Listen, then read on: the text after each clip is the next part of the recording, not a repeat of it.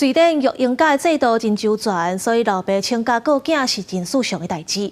最近，有一名少年的爸爸小招开讲，哪个囡仔拿唱歌影片伫网络顶悬唱起来，因怎组一个合唱团，伫网络顶悬有上百万的观众，甚至是请假要开演唱会。好听的声音，完美的和声，因是最近伫瑞典红起来无伴奏合唱团奶爸和声。这5位素人奶爸来自瑞典北部，每一人拄好拢有2个囡仔，因一边照顾囡仔，一边唱孙郎声阿卡贝拉，影片意挂伫网络上，累积袂少人气，所以5人归期就组团，定期发表作品。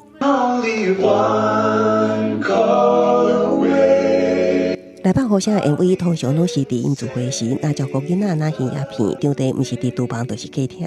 囡仔也定同齐一景，要靠边闹真乖。When we hang out, the kids can hang out with each other, and as many people see in the videos,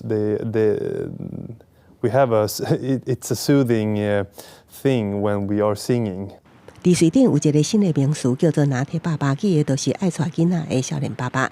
定自就伫咖啡店，拿抬杠，拿照顾囡仔。拿铁爸爸伫瑞典会变做事行，需要规讲瑞典的优先家庭政策。瑞典育婴假制度规定，囡仔出世了后到8岁以前，爸爸妈妈需要备本480天的育婴假，若无请完，就会失去这个假。Every dad in Sweden almost are used to like have parental leave and so on. So it's not a big deal for us. 因30发挥，有的人从事业务销售，有的担任分析师。